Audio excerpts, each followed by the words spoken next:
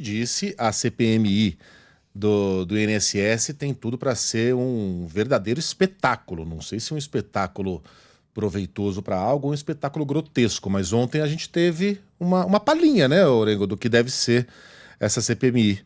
Conta pra gente, bom dia para você. Muito bom dia, Megali. Bom dia a todos. Uma espécie de trailer, né, Megali? O É, primeiro capítulo aí do que será a CPI, com spoiler. muito bate-boca, spoiler, emoção, né?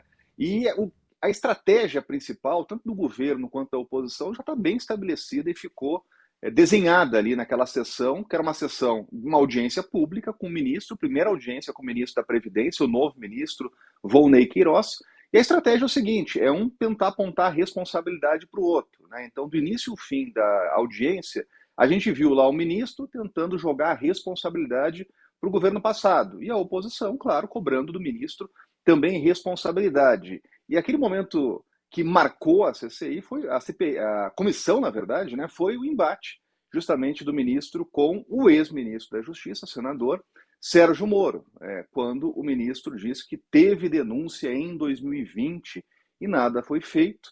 O ex-ministro Sérgio Moro, senador, acusa o ministro de participar de uma reunião em que um alerta foi feito e realmente o ministro da Previdência participou dessa reunião como número 2 de Carlos Lupe, e aí ficou aquela troca de acusação. Agora, o mais importante, Megali, que se espera do Congresso Nacional, de uma CPI, que inclusive no relatório final aponta sugestões de melhoria, de controle, para evitar que isso aconteça, isso não foi feito, né? Nessa comissão isso passou longe, né? O que será feito para evitar que esse escândalo aconteça? Quais serão as camadas de segurança, filtros, justamente para evitar um novo escândalo, né? Fraudar o INSS como foi claramente fraudado.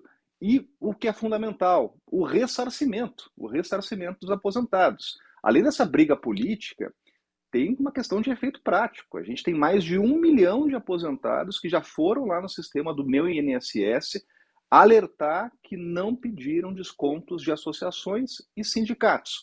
Além disso, tem ainda um outro ramo da investigação, que é o ramo dos consignados, também aposentados que não solicitaram consignados, empréstimos consignados e estão até hoje pagando os juros altíssimos, né, com muita dificuldade e com descontos significativos nas contas, né, justamente no pagamento lá dos aposentados. Então, isso foi muito pouco discutido, né? Como isso vai ser pago, como vão honrar essas questões com advogados. Ficou realmente uma grande briga política. Agora, Megali, é claro que o ministro teve muita dificuldade de explicar porque ele era o número 2 do ministério, participou de reuniões em que foram feitos alertas, e foi justamente neste governo que a gente viu dobrar o número de descontos, né?